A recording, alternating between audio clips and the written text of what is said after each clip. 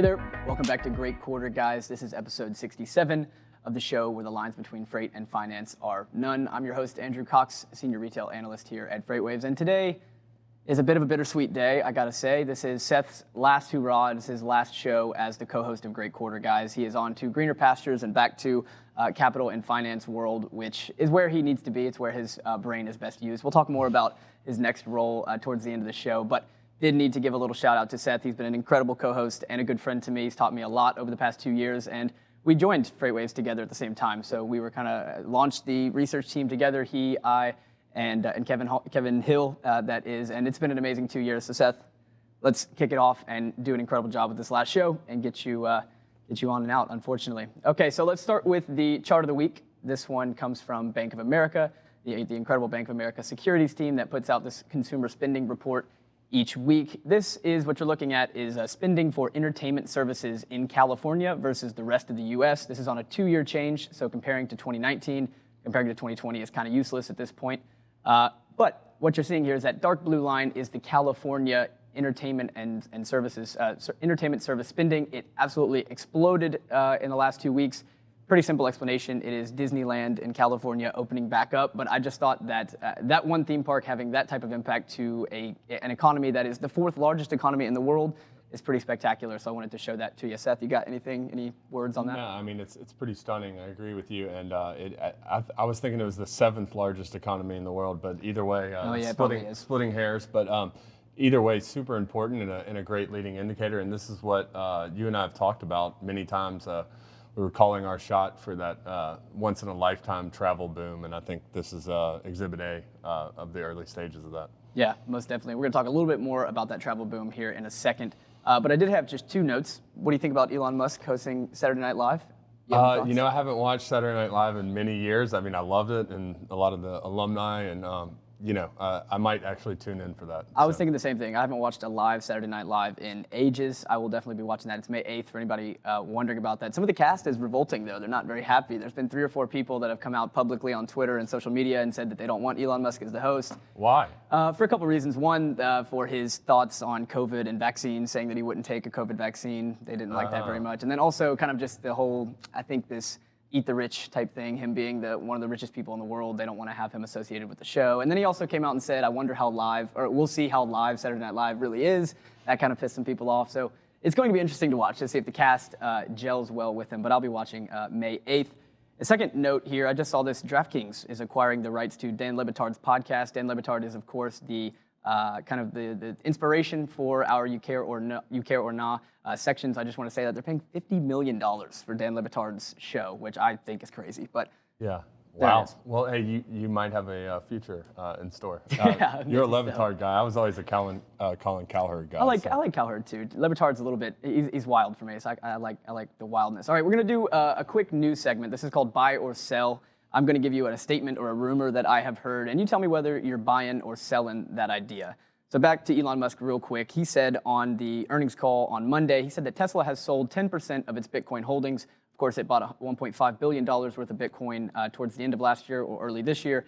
But he said that they sold 10% of their Bitcoin holdings simply to prove liquidity of Bitcoin as an alternate to holding cash on the balance sheet. You buying or selling that?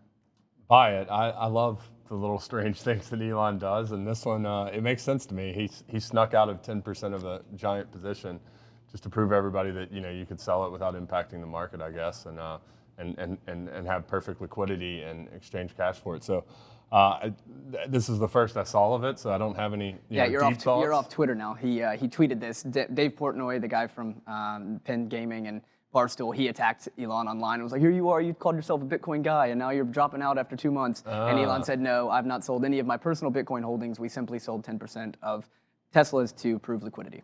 Interesting. I don't know if there's more there or not. I have to read up on that. No deep thoughts, but I do like these little quirky things that he does from time to time just to either mess with people or prove a point. So, yes, I think he does it for both.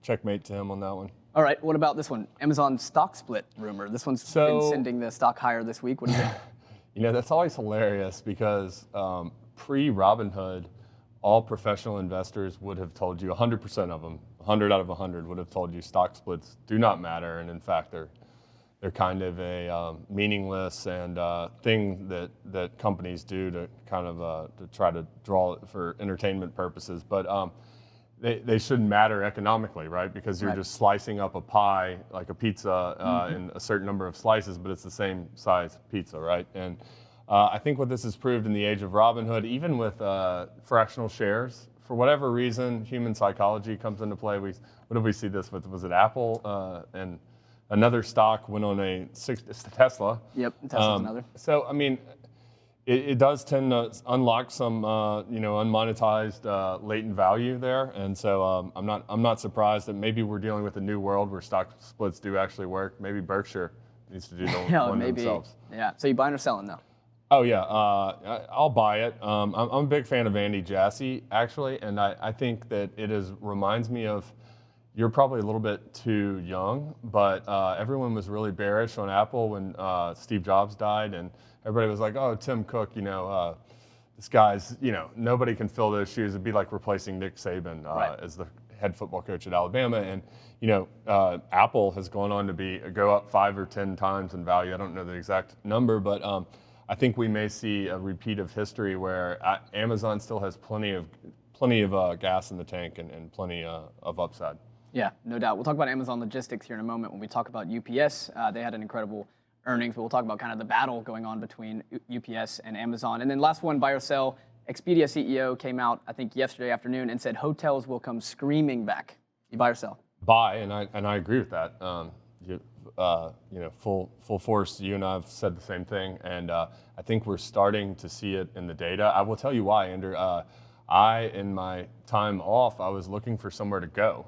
And I looked at hotel properties around the U.S. and greater ocean areas that I've been before, and the rates are off the charts. They look like shipping rates from Asia to the West Coast. I mean, you're talking about 3 to 4x what I've paid to stay at these places. Yeah, I mean, hotels that are $1,500 a night that are usually $300 or $400 a night. So you think that's because of capacity restraints and I think it's everybody got vaccinated, and I think it's two things. Everybody got vaccinated and now wants to travel, and two, international's still pretty locked down. Yep. So there's more demand than supply, and so everybody's bidding up those prices. He also said, the CEO said that the time between book and travel has shrunk a lot. Like people aren't thinking 3 months out. They're thinking, where can I go next week? Kind of that vaccination thing. Like, all right, I'm vaccinated. Where can I go right now? Yeah, and I listened to that on the Expedia earnings call because I own those shares as well. And there are all these little interesting things that make sense after you're like, oh, I do that too, you know? And, but you hear them on an earnings call and you're like, I didn't know everybody else does that too. Yeah, right. So it makes sense to me. All right, let's move on to You Care or Nah. I've got 4 for us today. The first one, as I said, is on UPS. They blew expectations out of the water this morning when they announced Q1 results. Seth, you care or nah? Definitely care, I sort of felt this one coming. UPS and FedEx, they haven't done poorly, but I saw this morning the Dow Jones Transportation Index hit a new all-time high, largely because of this. I think it was up double digits this morning. Yep. So I guess investors were expecting a quick fade. They thought UPS was a COVID stock, and I think to some degree it probably, it has certainly benefited from COVID. Oh, yeah. But I think results clearly show this morning they blew the estimates out of the water. I think they almost doubled the earnings. 277 EPS versus 172 consensus. So. Yeah, which is just a monstrous beat. And so I think this is showing that maybe there's at least another couple quarters. And UPS is one of those companies. I don't expect them. I think that when trucking tops out, we'll start to see some nasty results. Maybe a year or 12, 18 months from now. UPS, I think, will be fine because that e-commerce tailwind behind them is just so strong. But definitely care. Yeah, I care as well, and I would agree with that. I think they of course, have benefited from COVID, but COVID structurally changed e-commerce for a while. It has added double the growth probably for the next few years, and that definitely benefits the parcel carriers. This is the most UPS has ever earned in a single quarter, and they did it in a Q1. So I think that's just a remarkable thing. I think they got double-digit price increases across the board. And they posted a higher earnings per share this quarter than they did in Q4. Q4, of course, is always the record year for parcel carriers. But there's one thing I did want to note, and this is on their CapEx expectations. So UPS is expecting to spend $4 billion in CapEx this year after spending about $4.5 billion last year. Amazon Logistics is planning $20 billion in capital outlays. Yeah. So, I mean, yeah, they've got a lot of catching up to do, but Amazon is... That boogeyman, I think spending. it's still 13% of their revenue. At least I haven't listened to the most recent call, but I listened to the last quarters. And I want to say it had increased from around 10% to 13%. Yep. Sounds like the relationship is still good. Long term, though, that's not an issue that I would want to really figure out. But, because... Yeah, we've talked about it on here on this show. I don't think a lot of people, even in our industry, savvy people, know that you have literally the third or the fourth largest logistics business in the world sitting inside of Amazon right now. That's kind of a scary thought, and literally a lot of investors don't know that, and a lot of people inside this industry don't know of it. And you and I read a Bank of America report from Ken Hexter, and a year ago. This is a year ago now, and imagine the growth since then.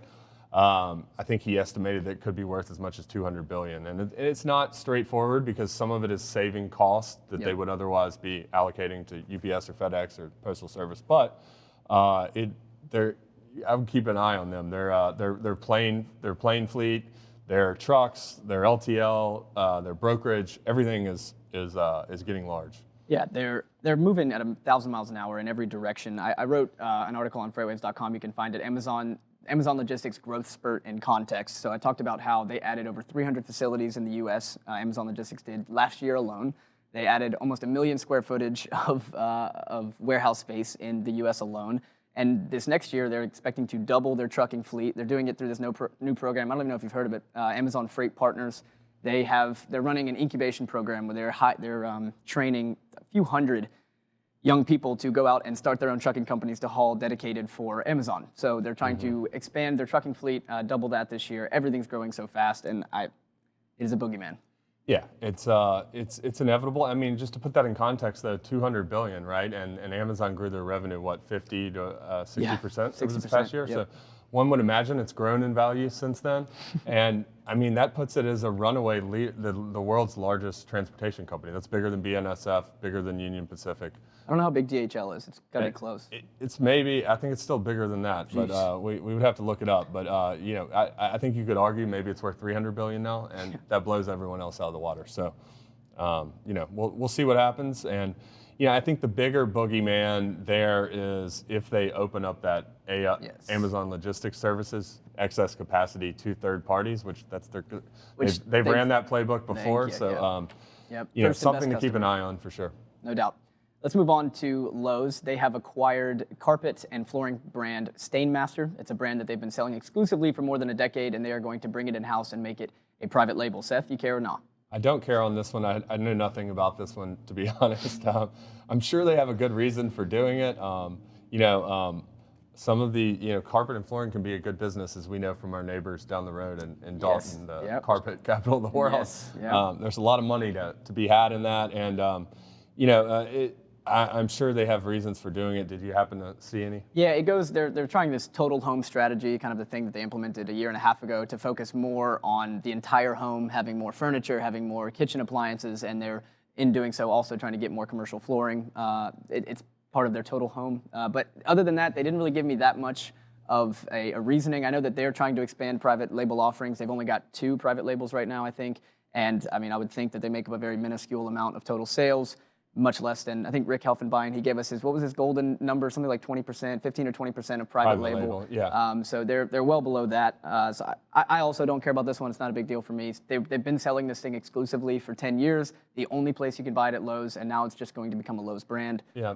I'd have to see the terms of the deal, which were undisclosed. So I don't know if it makes that much sense. Well, if it's undisclosed too, it likely means it's very small. Yeah.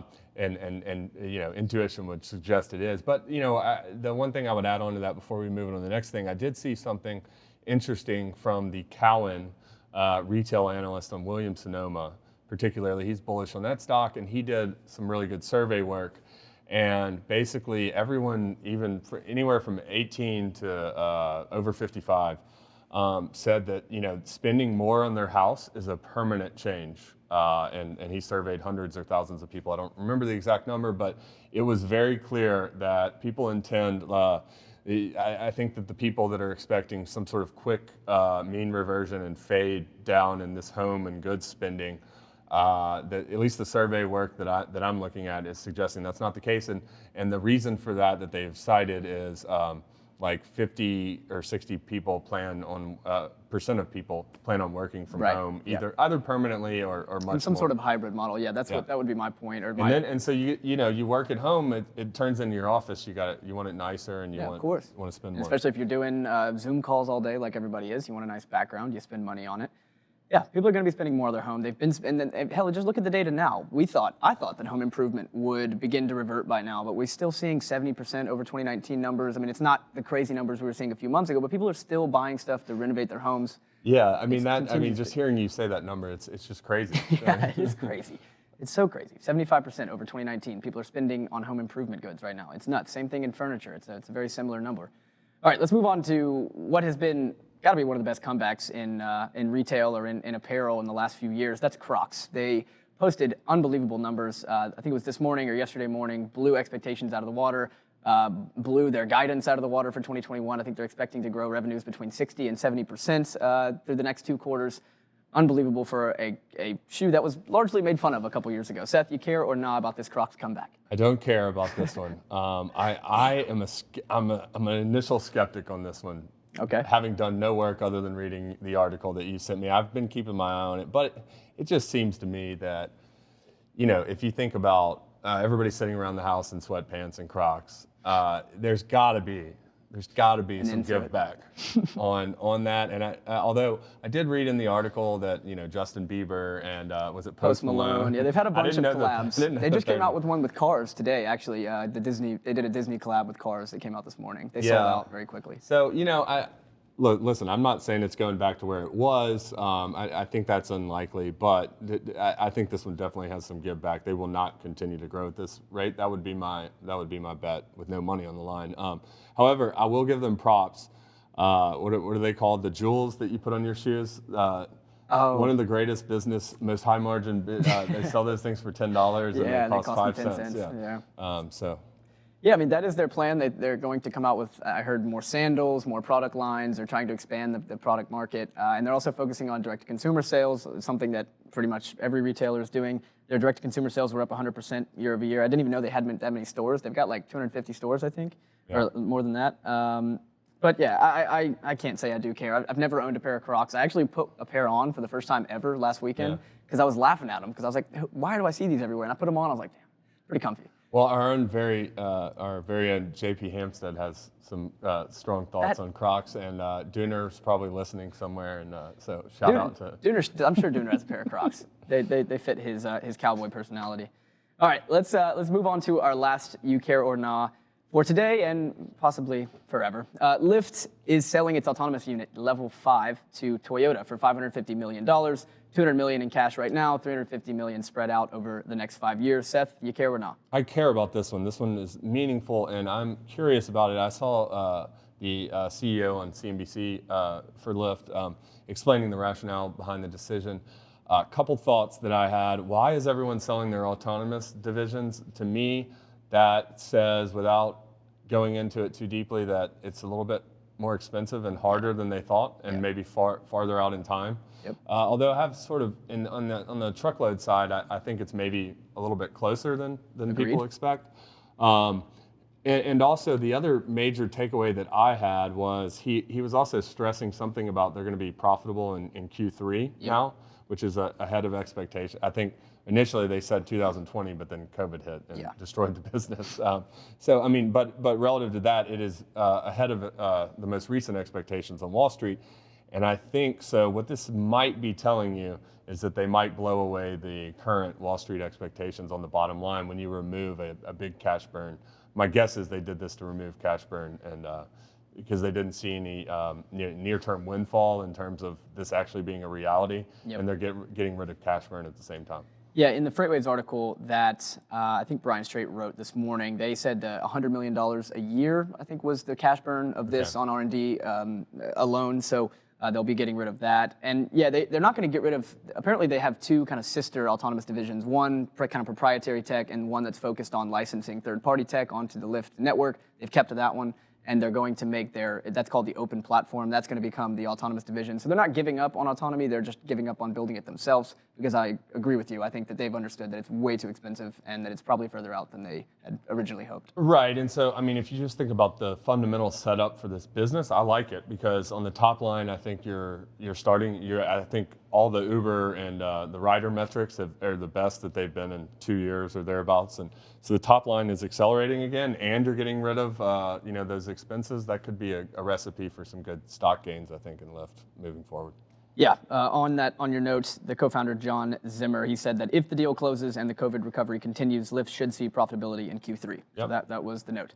All right, Seth, here is another new segment that we're coming up with, very, very quick here, and it's just if you had to. It's kind of like Would You Rather on Squawk Alley, but if you had to hold for the next 3 years, which would you hold, Lowe's or Tractor Supply? Go. Yeah, I mean, these are tough, and I'm going to go with Tractor Supply, and I'll tell you why. Okay.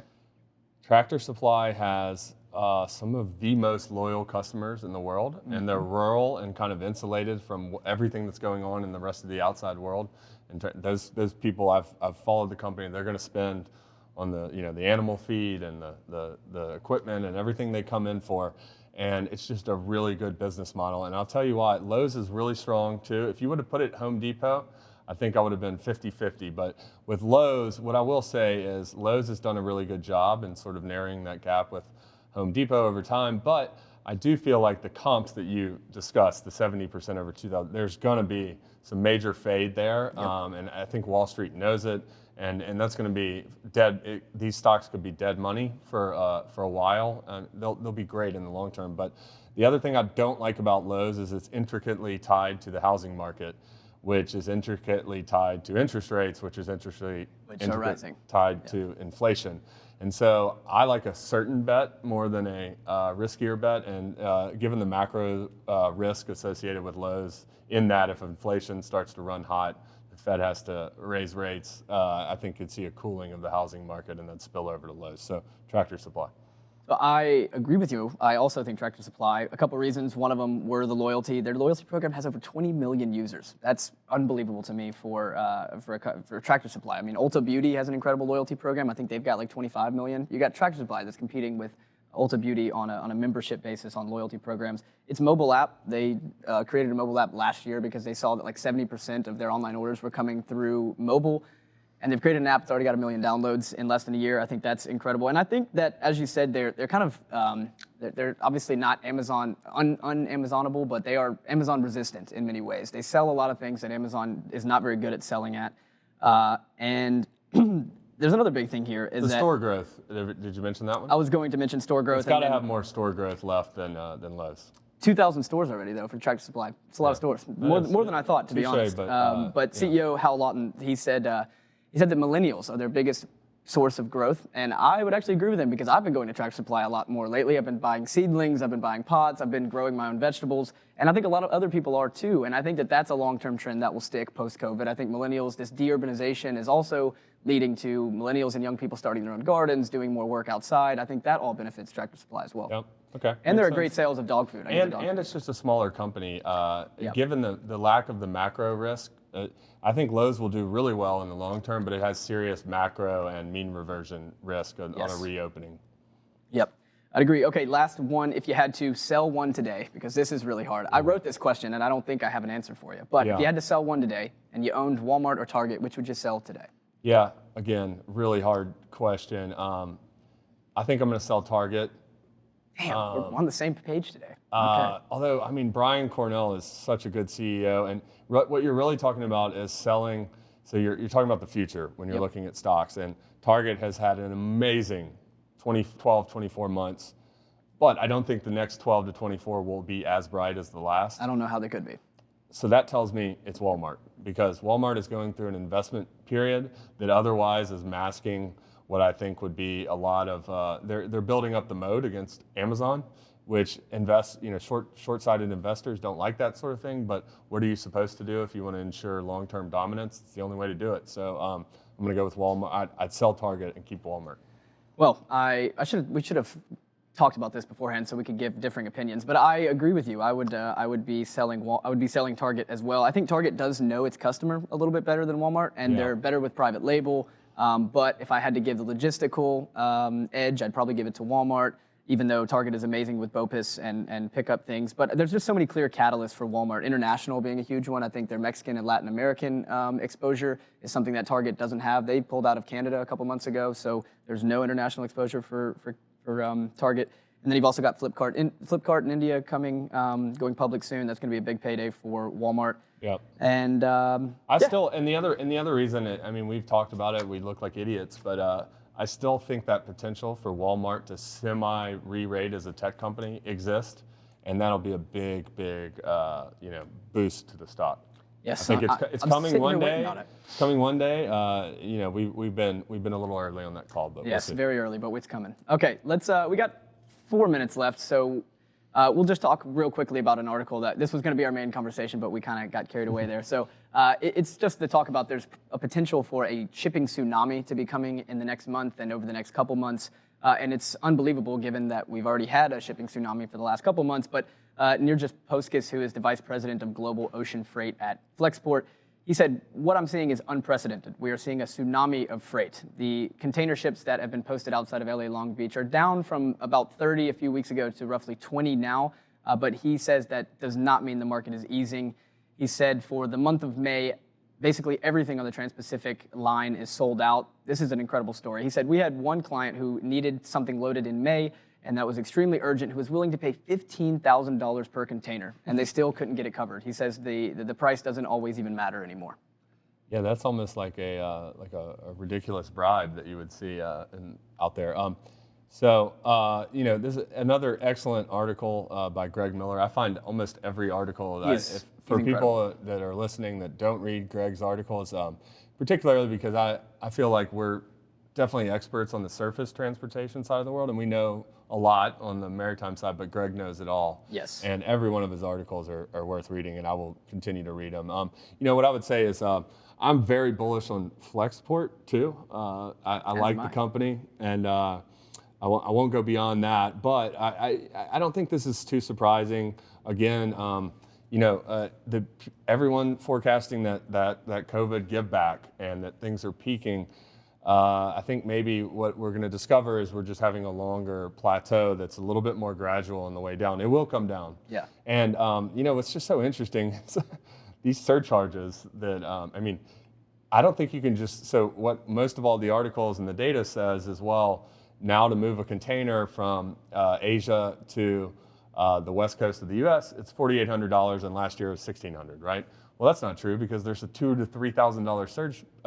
It's almost like trying to get a Uber in Manhattan on New Year's Eve. Yes. I mean, it's egregious what people are charging to move these things, and it will be interesting to see. So the shipping is hot for the first time. About what I've discovered, I haven't followed this industry closely for a long time, but I keep my eye on it. And about every 5 or 10 years or so, particularly when the Chinese economy accelerates and gets hot, shipping stocks come back into vogue, and then all of a sudden, everybody piles in and loses all their money. But I do think this time is a little bit different. You've seen you saw this with the airlines a few years ago, and then that was all reversed by COVID. But it's consolidated a little bit, got a little bit better pricing power, and the market's holding up longer than anyone thought. I think you made a good point about how there's going to be this gradual kind of fall down. It's not going to be this quick reversion. And I think the main point of that is restocking, right? Even when the consumer shifts back to spending on services or the consumer stops spending on goods, there's so much restocking to do. The inventory to sales ratio came up in February, but off of an all-time low in January. So much restocking ahead. All right. That's been episode 67 of Great Quarter, guys. The final one with Seth as a co-host. Seth, you want to give 10 seconds on where you're going? Yeah, I'm just going back to the finance world, starting a hedge fund, and I'll be investing in transportation, so you will probably see me around. And, yes, I'm going to make him come back and join us every once in a while as a guest. But hey, we've got an incredible event coming up on Friday called Drone Waves, covering everything drones. We have the keynote, the director of NASA Aeronautics Research Institute, so join us for that early. Friday morning. We'll see you next week as well, 3 p.m.